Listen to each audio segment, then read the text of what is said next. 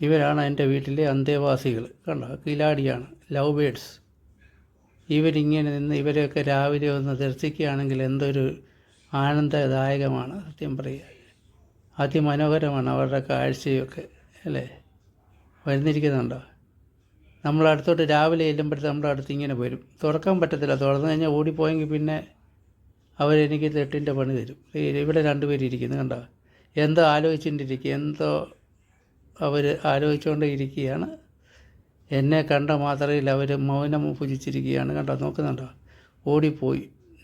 തീറ്റി കൊടുത്തു കഴിഞ്ഞിട്ട് അരമണിക്കൂറായി, എന്നിട്ട് പോലും നോക്കിയിരിക്കുന്നുണ്ടല്ലേ.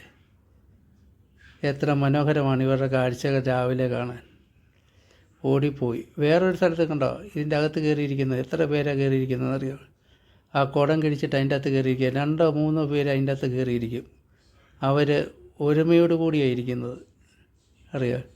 അവർ പരസ്പരം വഴക്കൊന്നും ഉണ്ടാക്കാതെ കയറിയിരിക്കുകയാണ്. എത്ര പേര്? 3 പേരാണ് അതിൻ്റെ അകത്ത് കയറിയിരിക്കുന്നത്, കണ്ടോ?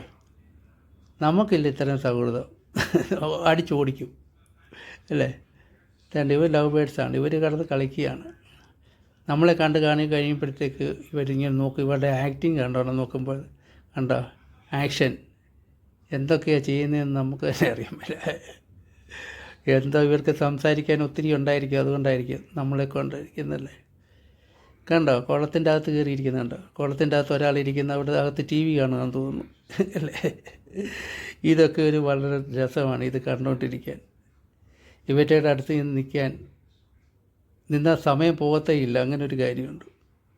പിന്നെ എടുക്കാനും ബുദ്ധിമുട്ടാണ്. എടുത്തു കഴിഞ്ഞാൽ പറന്നു പോയെങ്കിൽ പിന്നെ ആ പാടെ ഗുലുമലാവും, അറിയാം?